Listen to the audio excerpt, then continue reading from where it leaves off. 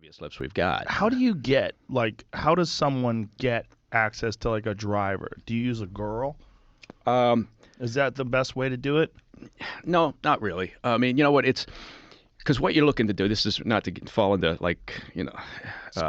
spy talk and recruitment 101, but the movies and beach books and everything will have you believe that the best way to hook somebody, to recruit somebody is blackmail or a honey trap or something. There's Right. usually you're working on something else. You're not necessarily working on the ideology, but you don't want to start from a negative basis, right? Because even in normal terms, in the best of circumstances, when somebody's recruited to spy on their country, to spy on their organization, whatever it may be, there's a clock starts ticking, and because things start to decay, right? The person starts to decay. It's very wearing on a human, right? And for a variety of reasons.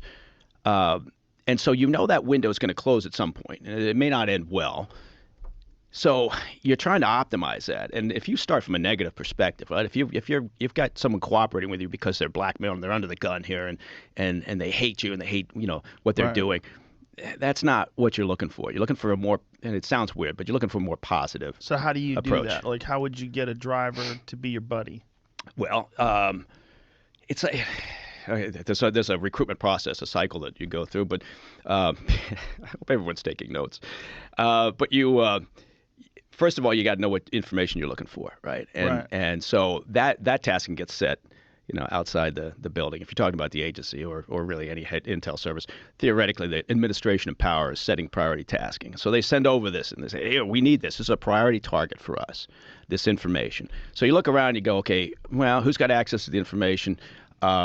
All right, you build up that world, and you figure out who might be accessible, right? Because maybe you're interested in a target here, but he never leaves the country. It's a denied area, and so then you find out who's got the access to the information, who might be accessible, why might they be minded to talk to you? Can you create a scenario where you can get next to them? And then you're looking for points of leverage, right? You're really looking, and that doesn't necessarily mean you're looking to find a negative, right? You're looking for something that drives them. What makes it? Are their kids the most important thing to them, right? Do they have a kid who needs medical attention? Do they have a kid who they desperately want to send away to college, but they don't have the money? So you're looking for something like that may. Again, it sounds strange because you're talking about recruiting somebody for espionage, but it's a positive rather than a negative. And that creates then a longer shelf life, in a sense, for that asset, if that makes sense.